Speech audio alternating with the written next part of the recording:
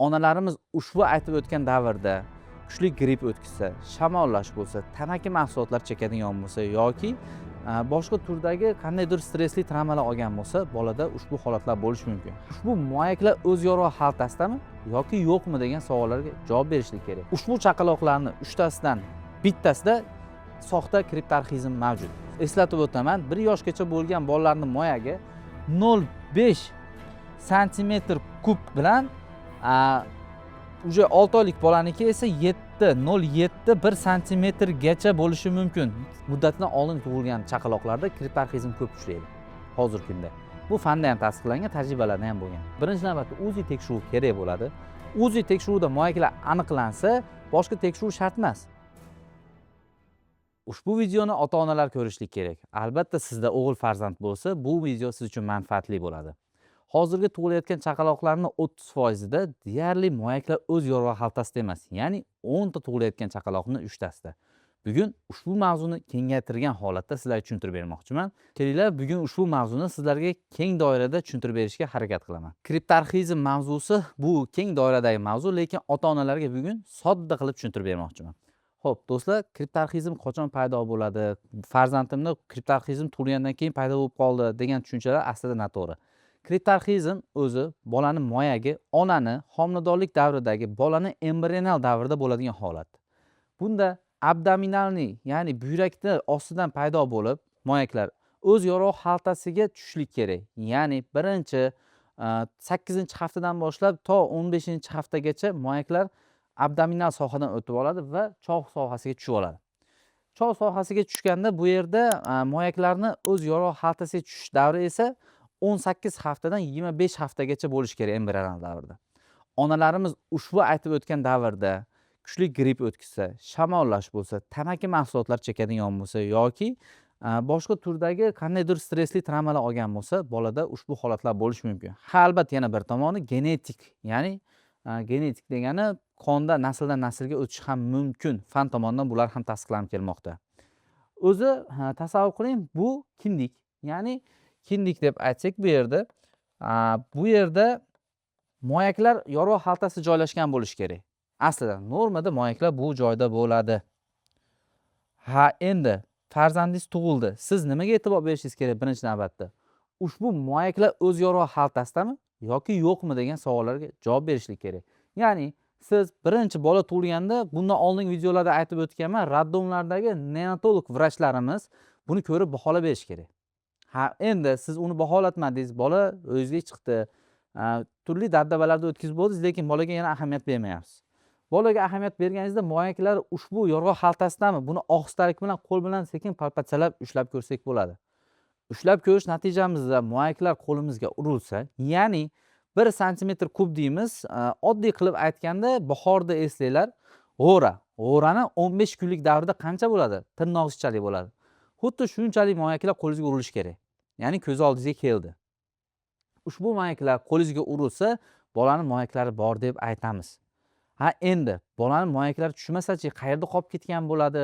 Qo'limizga urilmayapti, buni qanday aniqlasak bo'ladi degan savollar yana o'z-o'zidan kelib chiqadi. Ya'ni biz bolani ko'rdik, 3-4 kunlik chaqaloqda bolalarda moyaklar o'z yorug' xaltasida, bu normal holat, ya'ni yorug'da. Ha, endi bolada soxta kriptarxizm ko'p uchrashi mumkin. Ya'ni kriptarxizmda o'zi 10 ta tug'ilayotgan chaqaloqni 3tasida bo'layotgan bo'lsa, ushbu chaqaloqlarning 3tasidan bittasida soxta kriptarxizm mavjud. Soxta kriptarxizm bu nima? Soxta kriptarxizmda moyaklar bu yerda, ya'ni cho'g' sohasidan pastki qismida yarmi moyakni yorug'ga o'tgan holatda, yarmi esa yuqoriroqda turgan bo'ladi. Bu soxta kriptarxizm deb aytiladi. Chin kriptarxizm nima? Rost mana moyaklar bu yerda aytgancha soxta kriptarxizmda ham qo'lingizga bir oz uriladi, lekin moyakda bola o'sgan sari rivojlanishini baholash kerak bo'ladi bunda. Bolani 6 oyligida birinchi navbatda UZI tekshiruvini o'tkazishingiz kerak bo'ladi. UZI tekshiruvda bolada moyaklar o'z yorug' xaltasidami yoki yo'q? Ya'ni bolada normal holatda moyaklar bu joyda bo'lsa, eslatib o'taman, 1 yoshgacha bo'lgan bolalarning moyagi 0,5 santimetr kub bilan уже 6 oylik bolaniki esa 0,07 1 santimetrgacha bo'lishi mumkin. Santimetr kubgacha bo'lishi mumkin bo'ladi. Ya'ni bolangizni moyaga shu holatda razmeri shunday bo'ladi. 1 yoshda ham 1 santimetr kub bo'lishi mumkinmi? Albatta bo'lishi mumkin. O'zik tekshiruvda ushbu ko'rsatkichlarni solishtirib borishingiz kerak bo'ladi. Ya'ni sizda soxta kriptarxizm bor, qo'lingizga bir oz urilyapti moyaklar, lekin o'sish davridan qolib ketyapti. Ya'ni buni siz o'zingiz aniqlab olsangiz bo'ladi. Bu holatda bolani 18 oylikgacha nazorat qilinadi. Eng kamida 2 marta UZI tekshiruvi o'tkaziladi va moyakning razmeri o'sayotgan bo'lsa, bolaga tegilmaydi. Ya'ni moyaklariga tegilmaydi. Endi chin kriptarxizm bo'lsa, chov kanalda yoki qorin bo'shlig'ining turli xil joylarida, ya'ni bu yerda kanal bo'ladi, mana bunday kanal bo'ladi. Shu kanal bu yoqqa olib tushib beradi bizga. Ya'ni aytganimdek 18 haftalikdan 25-haftagacha bolaning moyaklari o'z yorug'i xaltasiga tushish kerak normal holatda. Bu qaysi bolalarda ko'proq tug'iladi degan savollar tug'iladi. Erta tug'ruq kelib qolgan, ya'ni muddatidan oldin tug'ilgan chaqaloqlarda kriptarxizm ko'p uchraydi hozirgi kunda. Bu fanda ham tasdiqlangan, tajribalarda ham bo'lgan. Endi bu yerda abdominal sohada, chov sohasida bo'lsa-chi, bunda nima qilinadi degan savol bor.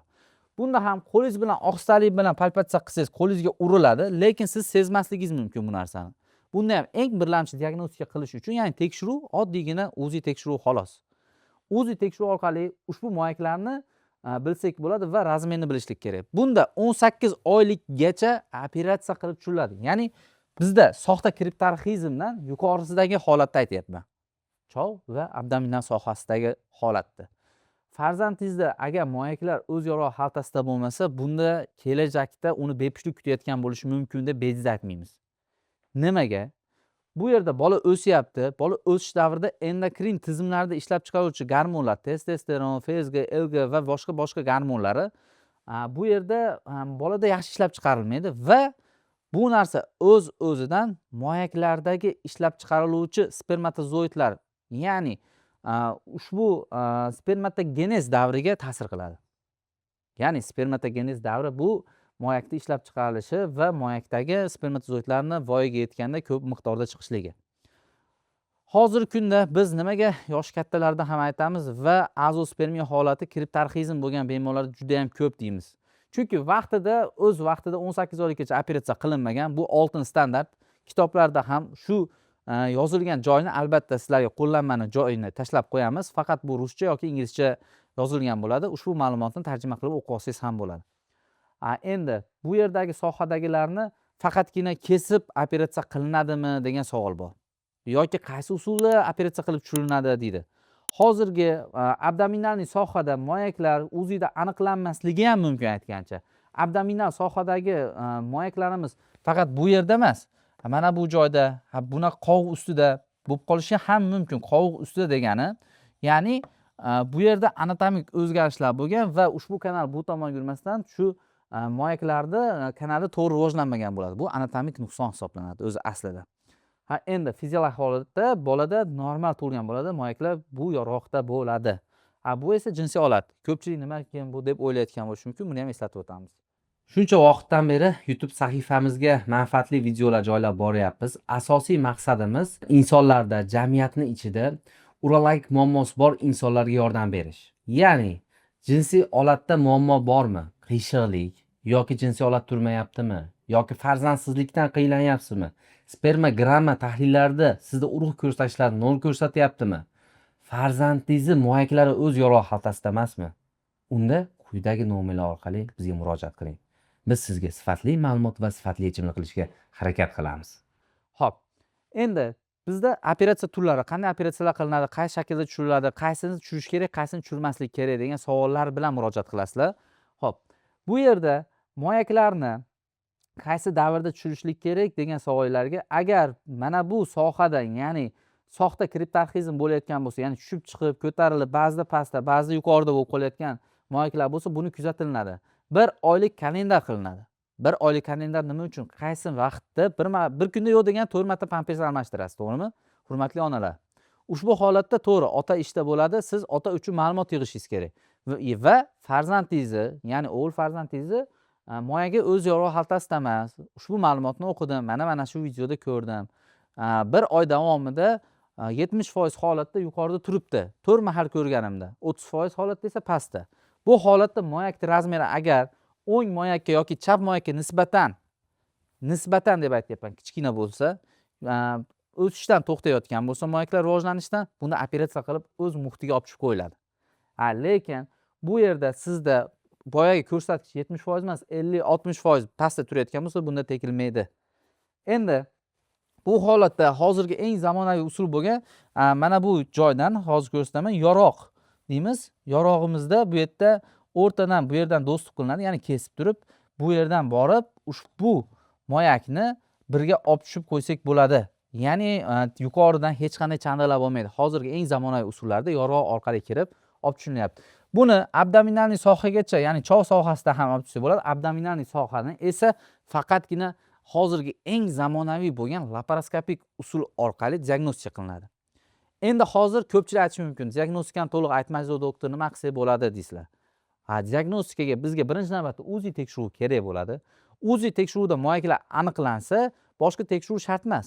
Ya'ni ushbu tekshiruv orqali asoslanib operatsiyalar o'tkaziladi. Agar moyak aniqlanmasa-chi, meni o'g'limda ikki tomonlama bo'lib qoldi, ikki tomonlama moyagi yo'q, bittasida umuman topilmadi degan savollar kelib tushadi. Bunda chuqurlashtirilgan tekshiruv MRT qilinadi. MRT qilinganda ushbu moyak qaysi sohada, aytgandek, kindik oldidami, qovoq ustidami yoki bu yerda qorin bo'shlig'idami degan savol javob olinadi va ushbu moyakni laparoskopik, ya'ni birinchi diagnostika qilinadi. Agar moyak rivojlangan bo'lsa, moyak yaxshi holatda bo'lsa, buni yoroqni yo'liga olib tushib qo'yiladi. Bu bir yoki ikki etapda bo'lishi ham mumkin operatsiya. Buni to'g'ri tushunishingiz kerak. Endi ushbu diagnostikadan keyin kimni nazoratda bo'lamiz, bolalar urologidami, kimda bo'lamiz degan murojaatlar bo'lishi mumkin. Siz albatta xirurgda nazoratda bo'lasiz va qo'shimcha ravishda endokrinolog nazoratda bo'lasizlar. Chunki bu yerda gormonlar muvozanatini to'g'rilashlik kerak va moyakni o'sishini ta'minlash kerak. Bu yerda gormonal muvozanat to'g'rilasa, moyaklar o'sadi, rivojlanadi va ushbu moyakdan spermatozoidlar ishlab chiqarishdi va testosteron ishlab chiqarish boshlanadi. Sizlarga tushuntirmoqchi bo'lgan mavzum shu edi bugun. Bugungi ma'lumot sizlarga foydali bo'ldi degan umiddaman. Hoziroq meni sahifamga obuna bo'lib qo'ying va kommentariyada savollaringizni qoldiring. Har bitta kelayotgan savollarga maksimal o'zim individual holatda javob berishga harakat qilaman yoki nomerlarimni qoldiraman. Agarda sizga qiziqroq va boshqa mavzular kerak bo'lsa ham kommentariyada savolingizni qoldirsangiz bo'ladi. Hayotgancha like bosishni unutmang. O'g'il chaqaloq katta qilayotgan do'stingizga ushbu videoni ulashib qo'ying.